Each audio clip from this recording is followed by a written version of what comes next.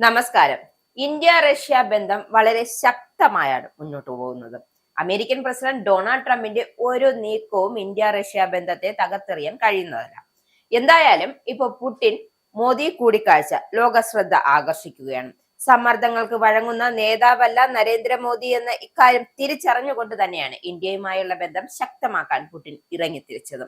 പ്രധാനമന്ത്രി നരേന്ദ്രമോദിയെ വാനോളം പുകഴ്ത്തിയാണ് റഷ്യൻ പ്രസിഡന്റ് വ്ളാഡിമിർ പുടിൻ നൽകുന്ന ഇന്ത്യയുമായുള്ള സൗഹൃദത്തിന്റെ പ്രസക്തിയാണ് ഇവിടെ വ്യക്തമാകുന്നത്. വിശ്വസിക്കാവുന്ന സുഹൃത്ത് എന്നാണ് പുടിൻ മോദിയെ വിശേഷിപ്പിച്ചത്. ഇത് താൻ ഏറെ ആത്മാർത്ഥതയോടെ പറയുന്നതാണെന്ന്. ഇന്ത്യയുടെ ഭാഗ്യമാണ് ഇദ്ദേഹത്തെ പോലെ ഒരു നേതാവ്. ഇന്ത്യക്കായാണ് അദ്ദേഹം ജീവിക്കുന്നതെന്നും പുടിൻ വ്യക്തമാക്കുന്നുണ്ട്. മോദിയുമായി സംസാരിക്കാൻ കഴിഞ്ഞതിൽ വലിയ സന്തോഷമുണ്ട്. അതായത് വ്യാഴാഴ്ച വൈകുന്നേരം 6:35 ഡൽഹിയിലെ പാലം അന്താരാഷ്ട്ര വിമാനത്താവളത്തിൽ പുടിൻ എത്തിയത്. അദ്ദേഹത്തെ സ്വീകരിക്കാൻ മോദി പ്രോട്ടോകോളുകൾ മറികടന്നാണ് എത്തിയത്. ഇരു കൈകളും നീട്ടി ഹ്രസ്വമായ ആലിംഗനത്തോടെ പുടിൻ മോദിയെ സ്വീകരിച്ചു. ഇരുവരും ഒരേ കാറിൽ ഒരുമിച്ചാണ് പുടിന്റെ താമസ സ്ഥലത്തേക്ക് പോയത്. റഷ്യ ഉക്രൈൻ യുദ്ധം ആരംഭിച്ച ശേഷം നടക്കുന്ന ആദ്യ സന്ദർശനം കൂടിയാണ് ഇത്. പുടിന് വേണ്ടി രാത്രി പ്രധാനമന്ത്രി അത്താഴ വിരുന്നൊരുക്കിയിരുന്നു. വെള്ളിയാഴ്ചയാണ് പുടിന്റെ ഔദ്യോഗിക പരിപാടികൾ ആരംഭിക്കുന്നത്. അതായത് ഇന്നാണ് പുടിന്റെ ഔദ്യോഗിക പരിപാടി. രാവിലെ 11-ന് രാഷ്ട്രപതി ഭവനിൽ നിന്നും അവിടെ കൂടിക്കാഴ്ച നടത്തും. തുടർന്ന് രാജ്ഘട്ടിൽ മഹാത്മാഗാന്ധിക്ക് ആദരാഞ്ജലി അർപ്പിച്ച ശേഷം ഹൈദരാബാദ് ഹൗസിലേക്ക് പോകും. അവിടെ ആയിരിക്കും പ്രധാനപ്പെട്ട ഉഭയകക്ഷി ചർച്ചകൾ നടക്കുന്നത്. സെൻട്രൽ ബാങ്ക് ഗവർണർ എൽവിറ നബിയുള്ളിനെ ഉൾപ്പെടെ 9 ക്യാബിനറ്റ് മന്ത്രിമാരും പുടിനൊപ്പം ചർച്ചയിൽ പങ്കാളികളാകും. ഒട്ടേറെ പ്രതിരോധ വ്യാപാര കരാറുകളിൽ ഇരു രാജ്യങ്ങളും ഒപ്പുവെക്കുമെന്നാണ് പ്രതീക്ഷിക്കുന്നത്. ഇന്ത്യ റഷ്യ വാർഷിക ഉച്ചകോടിയിൽ പങ്കെടുക്കുന്നതിനായാണ് പുടിൻ എത്തിയത്.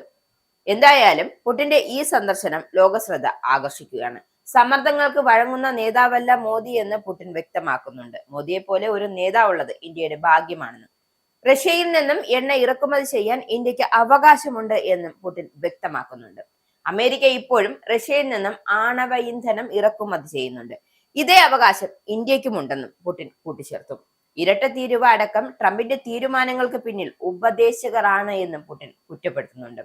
ലക്ഷ്യം കൈവരിച്ച ശേഷം മാത്രം ഉക്രൈനെതിരായ യുദ്ധം നിർത്തൂ എന്നും പുടിൻ വ്യക്തമാക്കുന്നുണ്ട്. റഷ്യയിൽ നിന്നും ഇന്ത്യ എണ്ണ ഇറക്കുമതി തുടരും. സാങ്കേതിക വിദ്യാ വികസനം തുടങ്ങിയ പ്രധാന മേഖലകൾ ഇന്ത്യയും റഷ്യയും തമ്മിലുള്ള ബന്ധം ശക്തിപ്പെടുത്തുന്നതിന് അദ്ദേഹം പ്രതിജ്ഞാബദ്ധമാണെന്നും പുടിൻ കൂട്ടിച്ചേർത്തു. പുടിന്റെ ഇന്ത്യ സന്ദർശനത്തിന് അന്താരാഷ്ട്ര തലത്തിൽ വലിയ പ്രാധാന്യമാണുള്ളത്. നിർണായകമായ ചർച്ചകളും തന്ത്രപ്രധാനമായ നിരവധി യോഗങ്ങളും പ്രധാന പ്രഖ്യാപനങ്ങളുമാണ് കൂടിക്കാഴ്ചയെ പ്രതീക്ഷിക്കുന്നത്. 26 മുതൽ 27 മണിക്കൂർ പുടിൻ ഇന്ത്യയിൽ ചെലവഴിക്കുന്നുണ്ട്.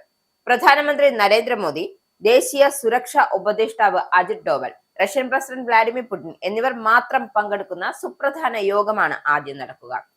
കഴിഞ്ഞ വർഷം ജൂലൈയിൽ മോസ്കോയിൽ സന്ദർശന വേളയിൽ പ്രധാനമന്ത്രി നരേന്ദ്രമോദി ക്രെംലിൻ സംഘടിപ്പിച്ച സ്വകാര്യ യോഗത്തിന്റെ ശൈലിയിലാണ് ഡൽഹിയിൽ കൂടിക്കാഴ്ച.